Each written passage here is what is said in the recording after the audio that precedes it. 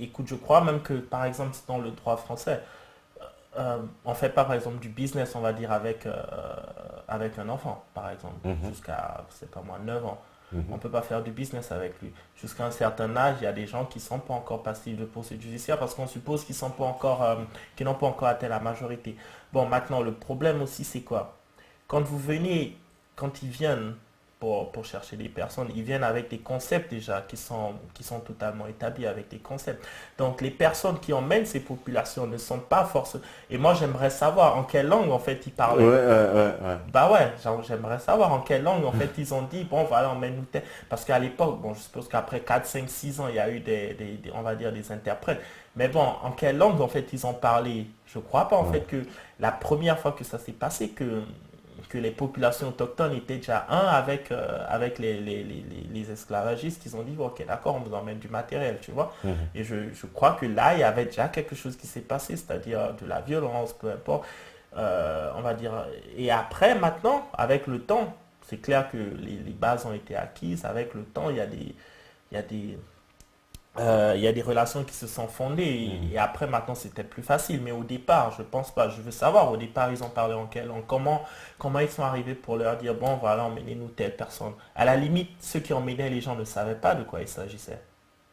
Et ça, on va pas l'oublier aussi facilement. Ouais, ben bien sûr, ouais, parce que il y a encore beaucoup de choses finalement à étudier hein, sur cette affaire d'esclavage. Rien n'est terminé. C'est un long, Bah long ouais. passé encore à l'intégrer. D'ailleurs, alors là, on nous dit la traite négrière était faite par les Khazars. Ça, c'est que dans 30, c'est gentil. Alors les Khazars, tu sais, ce sont les descendants, on va dire, des Juifs ashkénazes. Ouais.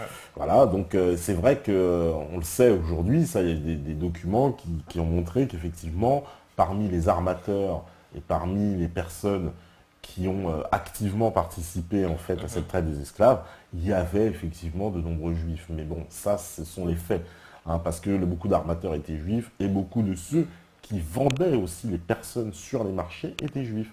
D'ailleurs, c'est pour ça que même pour nos amis antillais, ceux qui nous regardent, vous savez très bien qu'il y a pas mal de familles de descendants de juifs dans les Antilles et qui sont expressément les descendants de ces personnes qui vendaient les esclaves.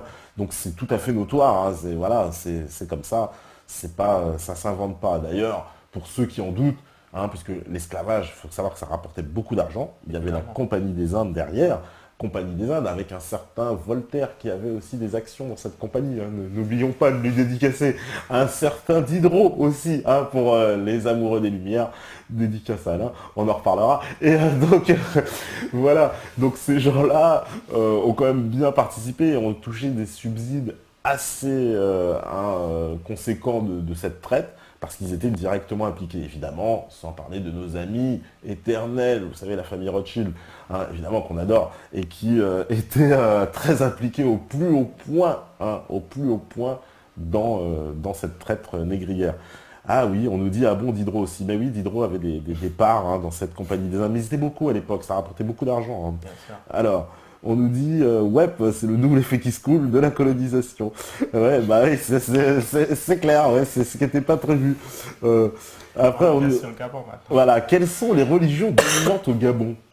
Bah, voilà, les religions dominantes, euh, il y a le christianisme, on va dire. Ouais, Il y a l'islam. ouais. Le judaïsme, j'en ai jamais écouté. Je crois pas. Les juifs gabonais, Euh, moi j'en connais.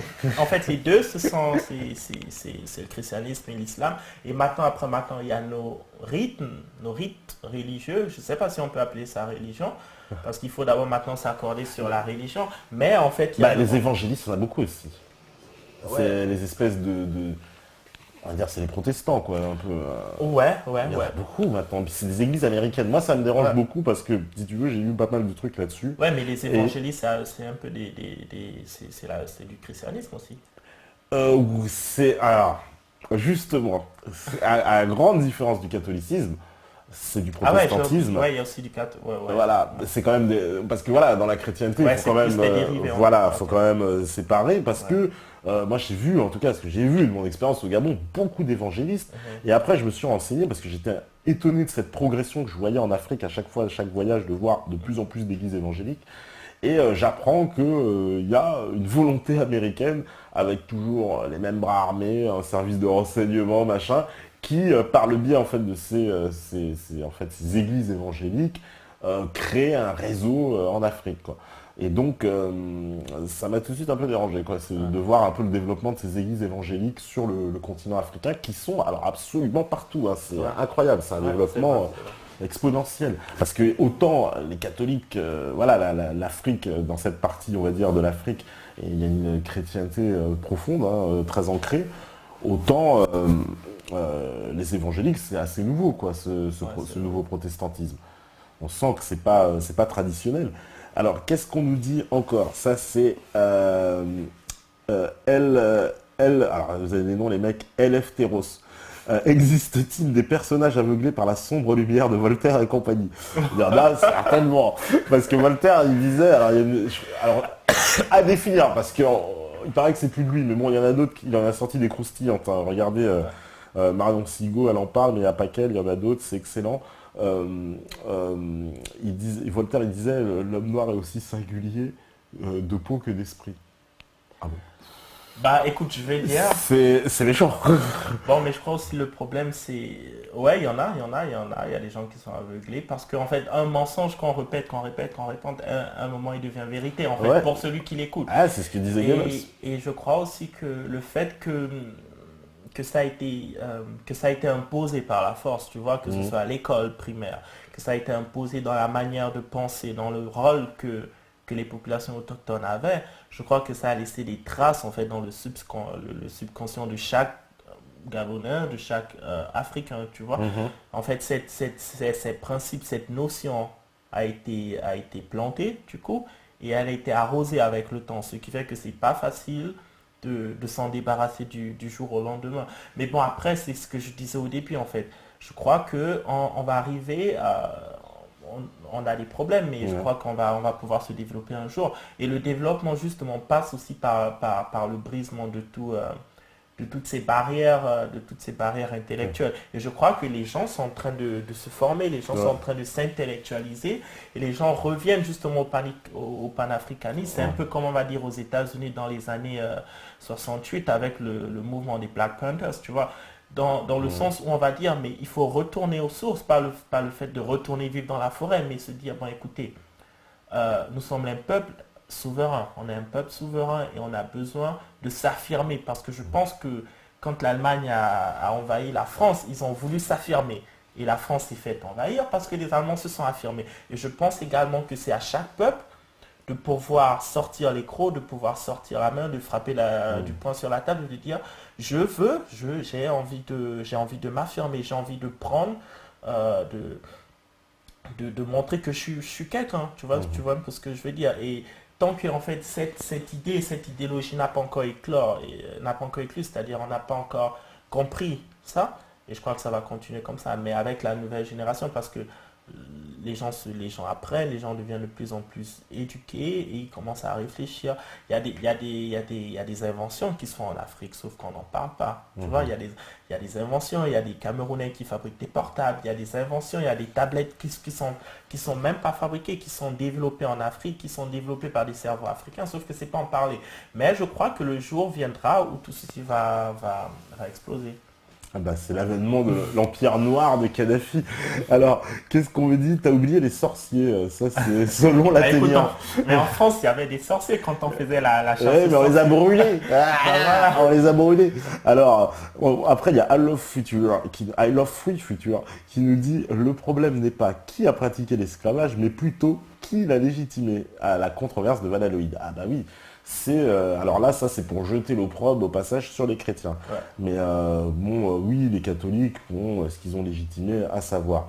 Alors là, qu'est-ce qu'on nous dit? Oulala. Alors le peuple bantou considéré comme sœur là décrit, qu'en penses-tu? Bah ça, mais on l'a déjà dit tout à l'heure. Comment se fait-il? Ah mon cher Luis Fabio, tu répètes plusieurs fois le même message. Alors, qu'est-ce qu'on nous dit, Luis Fabiano? Les Bantous sont en esclavage depuis le 6e ou 7e siècle. Ça a commencé avec l'islam, puis relayé avec l'Occident. Ah bon? Ah non, ça je sais pas. Ah bon, mon cher Luis Fabiano, 6e ou 7e siècle. C'est chaud quand même, hein, Bah, remarque, ça correspond effectivement à l'avènement de l'islam et on sait qu'effectivement les musulmans ont entamé effectivement de l'esclavage. Et Mais bon, mais je pense que Ouais. c'est resté plus du côté nord, ça passe. Ah non, non, non, il y a eu le côté Est aussi. Ah, il y a eu l'Afrique de l'Est a été très touchée avec l'île de Zanzibar, hein, qui était un grand repère de l'esclavage, hein. Jusqu'à aujourd'hui, d'ailleurs, aujourd'hui, les touristes se délectent en se baladant dans la ville et en voyant des portes. La ville est absolument connue et Zanzibar, hein, je dis ça en message subliminal pour la régie. Et, donc il y a des portes comme ça absolument sublimes dans toute la ville, Ouais. couvertes d'or, couvertes avec des machins, parce que c'est l'héritage de ce passé colonial d'esclavagistes. Et c'était des marchands arabes la plupart. Hein, donc les marchands arabes ont effectivement beaucoup participé à l'esclavage, parce que contrairement à ce qu'on pense, parce qu'on nous dit toujours, alors ça c'est le grand argument des musulmans, je sais, qui disent oui mais l'esclavage est interdit dans l'islam, parce que Bilal, le premier musulman de l'histoire, est justement un esclave affranchi. Ben, vous ne me contredirez pas là-dessus, les musulmans qui nous regardent. Et pourtant, l'islam, les musulmans ont pratiqué l'esclavage, et très intensément. Et je vais même vous dire, ils ont pratiqué l'esclavage, pas seulement contre les Noirs, mais contre les Blancs. Voilà, renseignez-vous aussi sur ça. Il y avait des razzias qui étaient organisées à partir d'Algérie, en fait, et du Maroc. Ils remontaient les côtes jusqu'en Angleterre, on le sait, mais également jusqu'en Hollande, en France, etc. Et ils prenaient des gens et ils les ramenaient là-bas. Donc l'esclavage, et il y a eu des millions d'Européens déportés dans ces pays-là où les conditions, je vous assure, les conditions de détention n'avaient rien à envier à ce qui se passait de l'autre côté de l'Atlantique. Alors, qu'est-ce qu'on nous dit Quenelle 30, l'islam est la seule religion qui interdit l'esclavage. Les Arabes l'ont sûrement fait après. Il faut savoir quelle est la religion de ces Arabes-là. Quenelle 30, je le savais, tu vois, j'allais déclencher la verve musulmane immédiatement après mes propos. Oui, l'islam interdit l'esclavage en théorie, mais ce que je suis en train d'expliquer, c'est que bien nonobstant cette interdiction, il y a eu de l'esclavage fait par des musulmans. Après, ils se prétendent musulmans. Moi, je ne suis pas là pour dire s'ils étaient musulmans ou pas musulmans, savoir effectivement quels étaient ces genres de musulmans, je ne sais pas. Mais en tout cas, ils ont pratiqué l'esclavage. Les preuves sont là, ça ne s'invente pas, quoi. Ouais. Donc voilà, non, parce que les gens se fâchent immédiatement, hein. On me dit, ah oui, c'est vrai, là c'est solo l'interdit, c'est vrai, l'esclavage interdit en islam, mais avant pour les Arabes, comme pour tout le monde, c'était normal. Voilà, c'est-à-dire que l'esclavage, effectivement, parce que les gens s'offusquent tout le temps, il faut savoir que les Romains faisaient l'esclavage, le mot esclave vient même de slave, parce que ce sont les Slaves, les premiers esclaves. Le mot esclave vient de slave. Donc c'est les Romains allaient chercher les Slaves, donc les peuples européens de l'Est, qu'ils amenaient à Rome en tant qu'esclaves. C'est comme ça que ça a commencé. Donc l'esclavage n'était absolument pas basé sur la couleur, hein. Ça, c'est des conneries qu'on nous a racontées après. Et d'ailleurs, l'esclavage musulman le prouve, puisqu'ils allaient chercher des noirs et des blancs. Donc c'était pas une question de couleur, c'est une question de religion. Voyez. Alors, qu'est-ce qu'on nous dit? L'islam interdit le suicide et pourtant, ça c'est Mister Quenelle. Bon, il fait un peu un peu foutre la merde dans le truc, hein. Après, on nous dit, qu'est-ce qu'on nous dit? Mais c'était pour inculquer l'islam. Oui, l'islam, ouais, c'était pour inculquer l'islam. Bah, disons qu'il y avait une possibilité, semble-t-il, pour l'esclave de sortir de sa condition d'esclave en se convertissant à l'islam. Il semble que ça fonctionnait comme ça. Mais contrairement, effectivement, à la France où il n'y avait pas de code noir, il n'y avait pas de droit pour les esclaves. Donc c'était impossible. L'esclave n'existait même pas dans la société. Seulement, on sait qu'il y a quelques exemples, en particulier au Maroc, où une esclave, je ne me rappelle plus, qui est devenue reine, qui a eu beaucoup de pouvoir. Ça arrivait effectivement, parce que les femmes, elles, étaient enlevées, et puis on les mettait dans le harem des fois, parce que le sultan aimait bien justement un peu d'exotisme, avoir une belle ronce des Pays-Bas, une belle anglaise, c'était pas mal dans son harem, ça lui changeait de ses autres femmes. Donc voilà comment ça se passait. Alors, si l'esclave apprend à lire, à 10 musulmans, il était libre. C'est selon la Ténière. Bon, bah je sais pas d'où vous sortez cette règle. Bah, déjà, il faudrait qu'il sache lire lui-même, parce que oui, puis il apprend à lire, quoi, si c'est le mec qui parle néerlandais, il doit apprendre à lire à des, comment dire, à des Arabes maghrébins qui parlent eux-mêmes, souvent le maghrébin qui est, on le rappelle, un dialecte différent, hein, de l'arabe, hein, puisque l'arabe est la langue qui a été imposée après, et puis bon, les peuples ont adopté l'arabe, mais à la base, les maghrébins parlent le berbère, hein, ce sont d'autres populations. Voilà, et El Kaji évidemment qui nous dit j'aime bien les rousses. Ah, combien t'en as enlevé des rousses El Kaji dans ta vie? En tout cas, bon, on va faire une petite pause parce que là je vois que vous êtes bien chaud là, hein, ça vous a chauffé l'esclavage. Et puis on va revenir après, on fait une petite pause et puis on revient juste après. C'est la libre antenne, comme d'hab, il y a Steph aux manettes, il y a Mikey, il y a Dr. Dre. Si vous avez des questions, profitez-en, il est là. Allez-y sur le chat, défoulez-vous. À tout de suite, à vous la radio. Voilà, de retour donc après cette petite pause sur Meta TV, hein, on nous dit que le jingle déchire, merci les gars, ça fait plaisir. Bah ouais. C'est Stéphane qui l'a composé. Alors c'est dommage de dire, mais le Gabon n'est qu'une station-service avec Coluche dans le rôle de Ciao Pantin. Waouh. Oh là là, ça c'est à l'offre et futur. Alors ça clash sec, hein, t'as vu, hein, ici les gens c'est la libre antenne, donc ils sont fous, ils sont libres dans la parole. Ça clash sec. C'est une métaphore, mais peut-être triste, mais qui a des aspects de réalité, malheureusement. Alors, Eleftheros, il dit quoi? Je pense que c'est difficile à imaginer, mais la domination peut encore grandir, surtout avec la technologie toujours en progrès. Ouais. Ouais, extrêmement d'accord, mon cher Eleftheros. Alors, qu'Illuminati 93, s'il fallait répondre à chaque fois sans se vexer parce qu'une personne dit des choses approximatives sur nos croyances religieuses, on s'en sortirait jamais. Revenons-en au sujet principal de cette émission, par respect pour l'invité. Bah Ça, ouais. c'est qu'Illuminati. Ah bah oui, parce que là, Merci. ça a débattu sur le rôle de l'islam, l'esclavage, Bilal, La etc. colonisation. Voilà, donc ils sont un peu écharpés sur cette histoire d'esclavage et on nous disait, Ah, oui, mais je crois que c'est un thème qui fâche aussi, hein. alors oui, mais l'esclavage dans l'islam, alors effectivement, mais moi je dis, parlons-en, hein. Alors là, il y en a qui disent c'est vrai, c'est faux. Alors il y a Luis Fabiano par exemple qui disait c'est faux, l'islam autorise l'esclavage. Il y a même des sourates qui demandent de s'affranchir d'un esclave pour être pardonné de ses péchés. Donc voilà, après il y a Eleftheros qui répond, bah, j'aimerais bien avoir les passages précis, ne pas oublier qu'énormément d'interprétations fallacieuses sont possibles. Après on nous a parlé, alors oui, il y a l'offre et futur, il était fâché, mais il me dit t'es gentil, te pas, mais c'était une attaque contre les cathos. C'est plutôt la controverse qui en était une. Bon, mon cher, c'était à l'offre et futur, voilà, on s'est pas compris, c'est tout. Bah, voilà, mais en tout cas, voilà, cette controverse de Valaloïde, on la connaît tous. Après, Scorpion flippant le niveau de débilité des générations très anciennes qui pratiquaient l'esclavage, c'est chaud. Ah, ça c'est Scorpion hein, qui a dit ça. Alors après, il y a Quenel 30 qui dit le mot esclave voudrait sûrement dire serviteur. Abraham avec Agar n'a rien à voir avec la compréhension de l'époque de la traite négrière. Oui, ils jouent sur les mots parce que Ouais. il y avait le mot serviteur et oui, voilà, bon. En tout cas, à déballer tout ça, on va essayer de creuser, hein. Si vous avez des infos, allez-y, hein, ceux qui avancent, parce que voilà, il y en a qui disent oui, je comprends absolument pas l'histoire, je te demandais juste des références dans ce que tu avançais pour chercher à comprendre, mais comme tu dis, c'est impossible de débattre sur un sujet, sur un chat, ce qui n'est pas tout à fait faux non plus. Pareil pour Abraham qui disait que Dieu, alors ça c'est que dans le 30, c'est pour dire serviteur, rien de malsain dans la bouche des prophètes. Ouais, ça continue à débattre. Alors là, il y a tellement de messages, je pourrais pas tout lire. Je pense que c'est difficile. Voilà, sinon on l'avait déjà lu. Oui, tu trouves pas que c'est Total et Goldman Sachs? Ouais, regarde bien. Ouais, je pense pas du tout que ce soit déjà fait que l'on parle d'une vision chrétienne ou musulmane. La domination de l'antéchrist, c'est Total. Bon, bah voilà.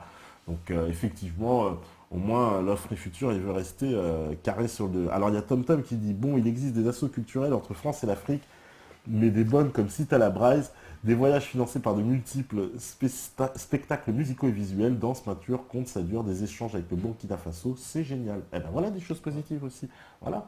Donc il y a des choses positives. Toi, tu as fait un clip aussi, en plus, Bah on l'a vu ouais. tout à l'heure. On va le repasser aussi. Alors, Ouais, je crois. c'était. Non, mais c'est un sacré clip quand même. Vous avez mis du temps pour le faire. Bah ouais, on a tourné je crois 3 jours. 3 jours, On a tourné sur Lyon et sur Nîmes. ouais. Justement, je salue le réalisateur David Fabre. C'est lui qui a réalisé le clip. Il a Ouais. fait tous les plans, il a fait le montage, il a fait un travail de fou à After Effects Ah là-bas. ouais, vraiment, il a fait un super boulot. Ouais, Hein. c'était intéressant. Mais bon, on voulait faire quelque chose de nouveau un peu Mhm. dans le milieu hip-hop gospel, quoi. Parce que, on va dire, le stade, en fait, des clips, en fait, les clips chrétiens en ce moment, c'est un peu comme les rappeurs français dans les années 95, quoi. On se place devant la caméra et puis on fait un playback et puis rien de spécial, quoi, tu vois. Voilà. Donc on voulait un peu aller au-delà de simplement se placer devant la caméra et faire quelques mouvements. On voulait justement imager le son et et faire quelque chose Ah de bah c'est nouveau. bien réussi parce qu'il a fait des effets et tout, Ouais. et franchement c'est super. Alors on nous demande c'est quoi les repas du Gabonais? Ah bah tiens, on pourrait parler cuisine là, alors, attention. Ouais. Alors, Attends, tu devrais bien connaître. bah ouais, mais non mais il faut, c'est toi Bah voilà, il y a l'accréditation. bah, le repas célèbre, c'est par exemple chez nous les Pounous, c'est du niemboué. Alors le niemboué, le poulet niemboué. Le poulet niemboué, c'est quoi? C'est du poulet. Et la sauce, c'est simplement une sauce de noix de palme. Je sais pas si Bah moi je l'ai montré à je Corinne sais pas si Bouget, les tu vois, Français la savent sauce. ce Ah que bah, fait une noix de palme. figure-toi mais qu'on a fait une émission ici avec Corinne Bouget, qui est une spécialiste des additifs alimentaires. Et je lui ai montré une sauce de noix de palme. je savais pas ce que c'est. Ah bah, elle était effarée par la composition de la boîte, si tu veux. Bah voilà, c'est du poulet avec voilà. des noix de palme en fait. Mais mais c'est super bon parce que je lui dis attention, je lui dis le poulet niemboué, j'adore ça, c'est super bon. Ouais. Alors il paraît, je te dis ça Ouais. de son point de vue parce qu'il rajoute en fait, c'est vrai, tout un tas de saloperies en fait Bon, dans les peut-être ce boîtes. qui est dans les boîtes, mais Voilà, mais c'est que tu fais, ce que je lui mais expliquais, ce que que- tu pouvais faire la palme toi-même mais ce avec que- les noix de palme bah, véritables. ce que hein. fait ma grand-mère, Voilà. c'est totalement bio quoi. C'est totalement bio et c'est pas du tout. Alors effectivement, Ouais. les boîtes fabriquées par certaines entreprises néerlandaises, c'est vrai que j'ai un doute. Mhm. Mais ça se mange bio aussi, quoi. On peut faire les noix, voilà, on les fait tremper, etc. quoi. Bah, après, il y a encore un autre plat typique, Il faut en parler. les feuilles de manioc. Je sais pas ce qu'on... En fait, en anglais, c'est cassava, le manioc. Donc, c'est des feuilles... Non, mais les tubercules. Le nom congolais est plus connu, le saka saka. Ah ouais. Il y en a beaucoup qui connaissent, ouais, le saka saka. Bah voilà, saka ou feuilles de manioc. Et les feuilles de manioc. Parce que ça, alors ça par contre, c'est typique africain. Et Voilà. alors, en plus, les feuilles de manioc, ça se mange pas dans tous les pays d'Afrique. C'est très, c'est vraiment très Afrique Ouais, centrale. mais ça et, dépend. C'est d'abord où ça pousse, tu vois. Ouais, ouais. Voilà.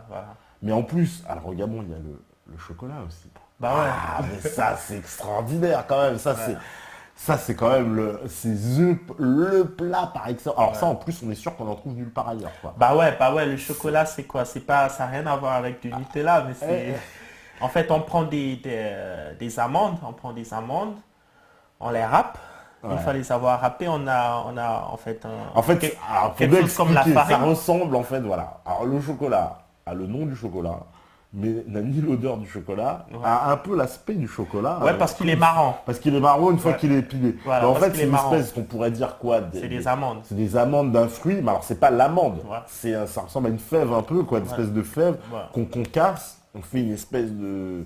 Comment on peut dire? Ça devient un bloc comme du chocolat, justement, une espèce de bloc comme ça, puis on le râpe Voilà. pour faire des sauces avec, des sauces Et après, on le fait particulières. sécher. Quand on le fait sécher, il reprend une forme, il prend la forme d'un bocal. Voilà. Et maintenant, pour le préparer, c'est simple, on met de l'huile dans une casserole, Voilà. on fait chauffer l'huile et justement après on râpe On justement râpe, voilà. l'amande qu'on avait fait. Et quand on râpe l'amande, en fait, elle a la forme de la farine, on veut dire. Voilà. Donc c'est comme si tu faisais une sauce à la farine, à peu près. Ouais, mais ça a un goût particulier. Voilà, c'est un goût Une particulier, couleur c'est- particulière, ouais, une ouais. texture particulière. En plus, c'est un peu, ça ressemble à, c'est un peu gluant comme les bonbons. Ouais, et ça pour se fait ceux le qui plus connaissent. souvent avec du poulet fumé. Voilà, avec du poulet fumé. Ouais, du poulet fumé. Voilà. Et Vous allez chez euh, l'Indien ou bien voilà. chez la Fauchon. Avec des bananes, bien évidemment, Ouais. pour les vrais de vrais. Hein, des bananes, hein, plantain, évidemment. Hein, pas des bananes à dessert, ça marche pas. Non, mais je dis ça, mais, on n'est pas au Gabon. Bah, mais sincèrement, ils ne j'ai- connaissent pas. Mais il y a beaucoup d'Africains quand même qui nous regardent. Hein, je Ouais. suis méchant. Il y a beaucoup d'Africains. C'est connu, les alocos aujourd'hui, les gens Ouais. en mangent beaucoup. Ouais. Et on mange très bien au Gabon. Moi, je le dis, On mange pas. on mange. Surtout qualité. Ah oui, de qualité. On a la cuisine est extraordinaire au Bah Gabon. ouais. Parce que qu'on aille manger, même dans les matiti, allez, ouais, dans le ghetto, ghettos, on va ouais. dire, voilà, de la viande qui, on va dire, qui est cuite au barbecue, etc. Ouais, mais même Excellent. même quand tu manges du poulet, bon, c'est vrai qu'en ce moment au Gabon, ils mangent vraiment plus du poulet, mais en fait, il y a une différence entre le poulet et la poule. Oui. Quand tu manges par exemple de la poule et tu manges du poulet quand on vend ici, tu sens vraiment la différence, tu vois. Ouais. Ici, le poulet que tu as ici, tu le mets dans la bouche, tu mâches même pas, ou tu serres même pas les dents, tu fais ça. Tout Voilà, est resté, tu voilà. vois. Par contre, chez nous, c'est vraiment encore bio, quoi. Oui, il y a encore un côté bio, mais qui veulent Ouais, faire disparaître naturel, parce qu'il y a tu vois. encore de la culture vivrière. Ouais, voilà. ouais, naturel. Donc moi j'ai trouvé en tout cas, voilà, la bouffe était excellente, la qualité et je trouve qu'il y a un raffinement, si tu veux, dans la cuisine gabonaise où je sens tout le raffinement justement de la cuisine française qui a été apporté dans la cuisine africaine. Ouais. Et donc on se retrouve avec une cuisine africaine mais très raffinée, c'est subtil et c'est excellent. Alors qu'est-ce qu'on nous dit? J'arrive du nord de la France, je vais faire 700 bornes, chope ta TV avant de prendre la douche, waouh. Bah, super. Tom Tom, ben voilà, on vous fait voyager mon cher Tom Tom, en plus vous avez un nom de GPS déjà. Alors Tom Tom. Bah voilà, justement, le Gabon est touché par les OGM. Ah bah voilà. Bah ouais, Oui. bah ouais, c'est vrai parce que Ils essayent de faire entrer les OGM au bah Gabon. mais ça rentre justement pour faire vivre la population aussi parce que justement l'agriculture ou l'élevage en fait sur le plan biologique n'est pas vraiment assez développé dans le sens où on fait, où on élève des poulets dans des conditions naturelles afin de pouvoir faire vivre toute la population. Ouais, mais normalement, C'est encore le un Gabon, stade avec vraiment toutes très... les terres qu'il y a, il devrait Bah ouais. être autosuffisant alimentaire et c'est pas le cas. Ouais, c'est pas Moi, le cas. moi C'est- je c'est- trouve ça incroyable. Ouais, il y a c'est- des c'est- terres, il y a c'est de triste. l'eau, il y a tout. Ouais. On n'a pas besoin, on n'a rien besoin d'autre. On peut faire pousser tout ce qu'on veut. En plus, tout pousse au Gabon. On peut Ouais. faire pousser des tomates, des fraises, des machins, du riz, tout ce que vous voulez, tout ce qu'on veut. Ouais. Hein. Alors on nous dit, alors justement, on nous demande quel est le prix, alors par rapport au pouvoir d'achat, tu vois, il y a deux questions, pourquoi il y a Solo l'Athénien qui nous demande le prix, justement, parce que ça les intéresse, bah oui, pour savoir comment on fait, c'est quoi le salaire moyen au Gabon, déjà? Bon, salaire moyen au Gabon, c'est... Bon, je vais prendre le salaire de quelqu'un qui travaille à la fonction publique, c'est pas un cadre, parce que c'est un peu ça la référence, tu vois. Ouais. Je vais dire 200 000 francs CFA, 200 000... Alors, 200 000 francs CFA, qu'on convertit. Alors, il y a double conversion pour comprendre le franc CFA. Pour ceux qui n'ont pas vu l'émission avec Angbou, Bah, 200 000 francs CFA, en fait, on l'envoie d'abord du côté du franc, je crois. voilà, franc, on c'est- convertit en francs, donc 200 000 francs CFA, En France, c'est 2000 60. francs. je crois En que euros, ça fait environ 300 euros. on est à peu près dans les Voilà, 300 euros. c'est ça. Parce Bon, que bah- c'est double conversion. Alors, les Africains, c'est double punition. Hein. Ouais, Nous, mais on a bon, fait une conversion avec le franc. L'euro nous avait puni. Il fallait qu'on multiplie, qu'on fasse des divisions par 6. Ouais, parce que justement, c'est 65. Non, c'est Voilà, c'est oui, c'est 65, ça. tu vois, c'est 65. Et quand tu convertis le franc CFA directement à l'euro, c'est 655. 650, voilà. Voilà, Pour, 655. voilà. Et tu vois, les 655, c'est juste 65, c'est divisé par voilà. Oui, c'est ça, puisqu'on a fait la conversion. Ah, Je oui, sais c'est- qu'en Afrique, alors souvent, justement, le CFA, la conversion, je sais que les gens calculent pour convertir en euros, tu convertis en francs français. ça. Après, Et après, tu convertis, par tu fais la 10, conversion en euros. Ouais. Et donc, ça fait, oui, voilà, 300 euros à peu près le salaire moyen, ce qui est un scandale. Parce que le Gabon est riche. Comment ça, 300 euros? Pour moi, les Gabonais devraient vivre comme les Qataris. Bon, mais aussi, je crois que c'est vrai que le coût de vie, il est aussi cher. Il est très cher. Ouais. Libreville, c'est une ville très chère. C'est pas du tout une ville abordable. C'est une ville très Le chère. logement est très cher. Ouais. La nourriture est cher. très chère, puisqu'en plus, beaucoup de denrées sont importées, donc Ouais. très Ouais. cher. L'essence n'est pas particulièrement pas chère. Ouais, mais je pense que c'est simplement parce qu'il n'y a pas de production. Ouais, mais ça, c'est vraiment C'est les... ça le problème, il n'y a pas de production et du coup, comme il n'y a pas de production, il n'y a pas de valeur en fait, il n'y a pas de la richesse qui est créée. Ah oui. Bon, Bah. maintenant, si on va du fait que, bon, écoute, le pays est riche, il vend des matières premières. Bon, maintenant, je crois pas en fait que le but de l'État, c'est de vendre les matières premières et de redistribuer cet argent un à la population. Je crois que le rôle de l'État, c'est de vendre les matières premières qui appartiennent à l'État et d'investir dans les infrastructures afin de pouvoir faciliter le développement à la Le chaîne. Tu développement vois. des gens, ouais. Donc je crois en fait que comme les Gabonais sont pauvres, c'est parce que l'État ne leur remet pas l'argent, c'est simplement parce que l'État redistribue cet argent d'une mauvaise façon dans les infrastructures. Ouais, parce qu'en plus, on sait que l'État gabonais dispose de ressources Ouais. absolument incroyables. Ouais. Alors on nous a dit tout à l'heure, il y a quelqu'un qui est parti faire des recherches, que le Gabon est particulièrement endetté. Alors il est vrai que, mais que ça c'est ce que nous disait ici même Alain Benajam, quand on parlait de la dette, on endette les riches. Et effectivement, le Gabon faisant partie des pays riches de la zone franc CFA, hein, vous savez que d'ailleurs à ce titre, tous les présidents de la BEAC sont toujours gabonais. Le Gabon, c'est toujours des Gabonais parce que le Gabon est le pays évidemment qui participe le plus à la zone de la BEAC. Tout comme la Côte d'Ivoire, son alter ego de la zone de l'Afrique de l'Ouest. Hein. D'ailleurs, moi j'aimerais bien un Gbagbo au Gabon. C'est ma petite idée, quoi. Voilà. Et alors là, on nous dit J'arrive, attention, le poulet de Brest, bon les gars ils s'emballent sur le poulet. Alors il y a Louise de Fabiano, alors. Bon, on va la lire quand même. D'accord.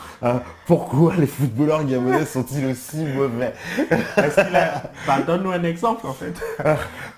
On se fait balayer à chaque fois, on n'est pas à la CAN, on n'est pas en Coupe du Monde. Moi j'aimerais voir le Gabon à la Coupe du Monde, regarde, les Sénégalais, ils Ouais. sont à la Coupe du Monde. C'est arrivé à plusieurs pays africains, c'est le Ouais, mais Ghana, Nigeria. Bon, et puis on va prendre... Ils avaient pris Giresse en Aussi, plus. c'est- Il y avait Bah ouais, Giresse, Alain Giresse, Bah, que tu Giresse, il connais, était ça, bon, Alain je Giresse. sais pas pourquoi. Il était l'entraîneur Il de était très l'équipe. bon, je sais pas pourquoi on l'a Pourquoi on l'a viré. viré, c'est vrai. Simplement parce qu'il n'est pas allé en demi-finale, c'est stupide. Mais Ouais, bon, parce bref. qu'en plus, il a mené l'équipe gabonaise. En plus fait, il loin que faisait un jamais. travail de fou. Il faisait directeur technique, il faisait déboucheur de talent, il faisait payeur de billets d'avion. Ouais. Il faisait tout, en fait. Il faisait tout parce qu'il a compris que s'il se résume à son poste de coach, rien ne va fonctionner. Il était obligé de payer les billets de ses joueurs lui-même et de se faire rembourser. Il était obligé d'appeler les délégations, les fédérations où les joueurs jouent pour se rassurer parce qu'il ne pouvait pas justement se fier à sa fédération, tu vois. Donc je crois, premièrement, c'est le manque de sérieux, bon, le manque de professionnalisme de la fédération. Deux, bon, après aussi, c'est aussi un peu la population, quoi, parce qu'avec 1,5 million, l'Allemagne, ils sont forts parce qu'ils sont quand même nombreux, tu vois. Ouais.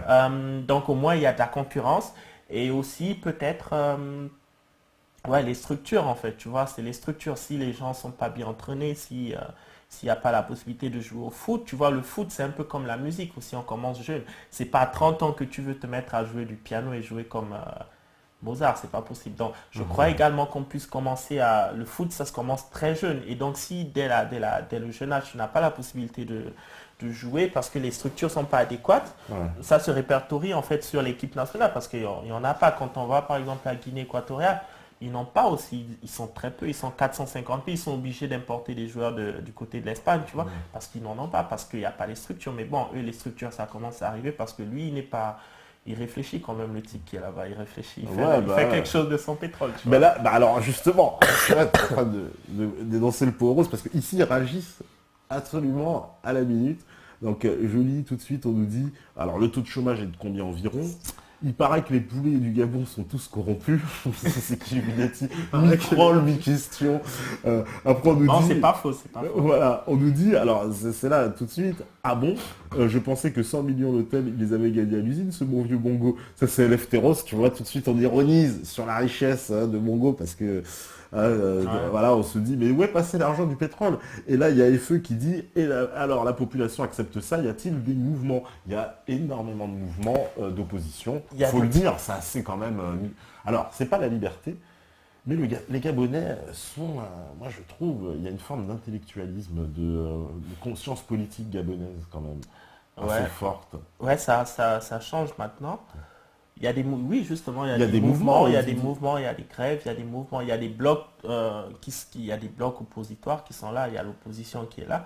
Mais le problème, en fait, c'est que le parti au pouvoir, c'est-à-dire le PDG, le Parti démocratique gabonais, en Gabonais. fait, il a été instauré et sur une longue période, il a pu se faire vraiment ce qu'on appelle ouais, un électorat, tu vois ce que je veux dire?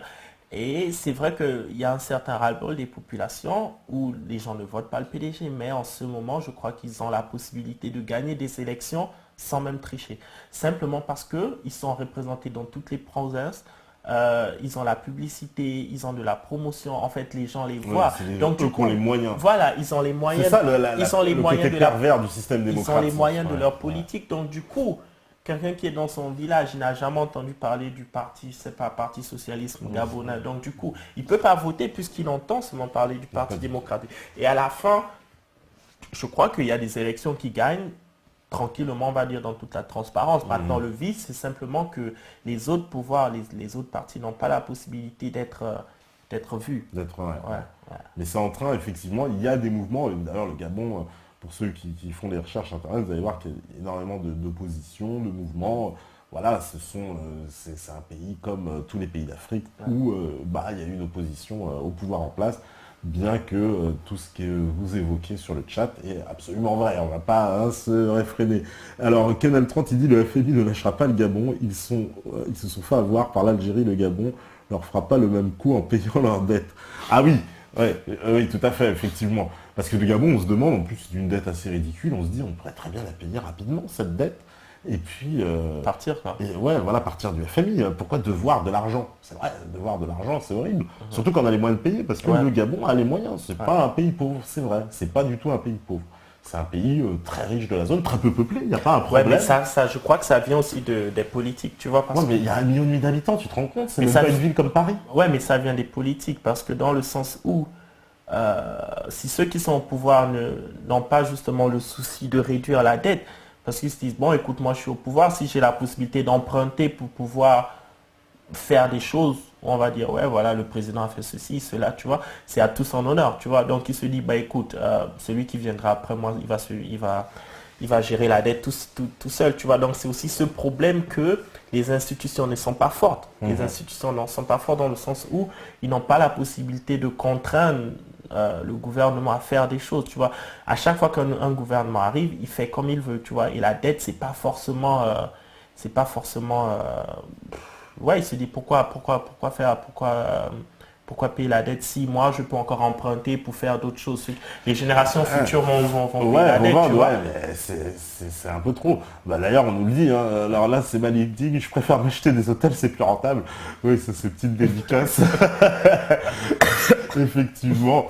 Bon, en tout cas, on arrive à la fin de cette émission, et puis je crois que c'est la dernière de 2013, les enfants. Ouais. On se revoit en 2014. Hein, vous allez nous manquer pendant quelques jours.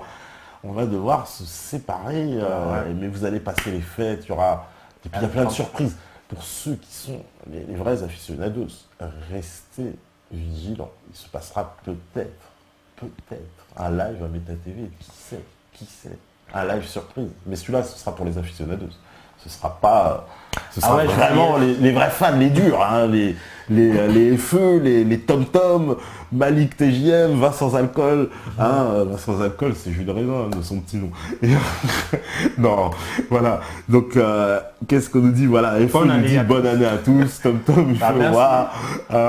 Il n'y a que Daltrot qui nous dit qu'il faut lire Confidence d'un assassin économique pour convaincre l'Afrique. Voilà, exactement. On lira. Moi, je connais très bien ce bouquin et c'est vrai qu'il est excellent. En tout cas, merci d'être venu avec nous. C'est la famille, de toute façon. C'est comme à la maison. Donc, voilà. On va me dire Mobutu, là, il invite ses invités, sa famille, tous. Je vois, c'est ça. Normal. On va passer le clip, tiens, tant qu'à faire. Tant qu'à faire, on va passer le clip. Justement, pour ceux qui aiment le rap, je sais pas si vous aimez le rap. Il y en a, ils aiment pas, mais il y en a qui a plein qui aiment. Voilà, vous allez sur Facebook /Don Magavio. Le 24 décembre, j'ai fait sortir mon album, il s'appelle Rap Réalité. On devient ce qu'on écoute, simplement parce que... on devient ce qu'on écoute. Ouais, déjà. Si t'écoutes n'importe quoi, si t'écoutes la merde, tu deviens la merde, quoi. Bon, voilà, ça, c'est dédicace, tu vois. Une petite dédicace à tous. Ça plaira à Mathias Cardet, ce genre de rime. Je lui prépare ça. On devient ce qu'on écoute. Voilà, il est en téléchargement libre. En fait, c'est 13 titres, du début jusqu'à la fin. Il y a des featuring avec des Allemands, avec des anglophones, avec... moi-même, je rappe en français. Voilà, allez télécharger l'album, vous pouvez l'écouter, vous pouvez le partager, et puis voilà. Et puis en plus, il y a du message, parce que voilà. On va finir sur un bon message. Pour 2013, repens-toi, ça me paraît essentiel, on le dédicace à Manuel Valls. Il est encore temps, Manuel, il est encore temps. Ouais, c'est ça. Parce que souvent, sans critiquer, j'écoute des rappeurs, mais sur 4 lignes, il te rappe des choses qui n'ont... Ligne 1 n'a rien à voir avec la ligne 2, la ligne 3 n'a rien à voir avec la ligne 4. C'est des punchlines. C'est des punchlines. Voilà, punchline. Bon invité ce soir, passez une bonne fête de fin d'année. Tu vois, ça a plu. Tu vois, ça a plu. Donc, tu vois, ça va. Donc, ça va. Merci à vous tous, en tout cas, ça nous fait super plaisir. Il y a un lien de Victor, là. Voilà, Mathieu Victor et des amis. Merci beaucoup. Merci beaucoup, en tout cas, d'être fidèles. Vous êtes de plus en plus nombreux, franchement. Et voilà, merci. Tous ceux qui sont là le soir avec nous et en tout cas pour faire avancer les choses. C'est donc, on revient jeudi prochain. Voilà, on sera avec Sylvain Baron. Voilà, donc je le dis. Et puis d'ici là... Berkan Zemmour. À Zemmour, oh là, mais tu me connais des problèmes. Non, Zemmour, on l'a vu très bien en plus, on a plein de choses à lui dire. Mais il viendra jamais. Et il viendra pas venir. Donc voilà. Ne dis pas qu'on aime le rap, on n'aime pas la merde, c'est tout. Et tu vois, on se fait remettre à l'ordre tout le temps. Vous êtes incroyables, les mecs. Attendez, c'est un rappeur. On se fait remettre à l'ordre tout le temps. Bon, bah en tout cas, bonne année. Voilà, le message, c'est repens-toi. Casse-Dead à toute l'équipe. Il y a Steph à la régie, il y a Mikey, il y a Dr. Dre, il y a Alain The New. Bah, voilà. Et voilà, Alain de loin, vas-y, je la fais. Elle est trop facile. Bon, vas-y, les gars, 2013. Allez, ciao, ciao, on se revoit en 2014. Salut les mecs, ciao, ciao, peace.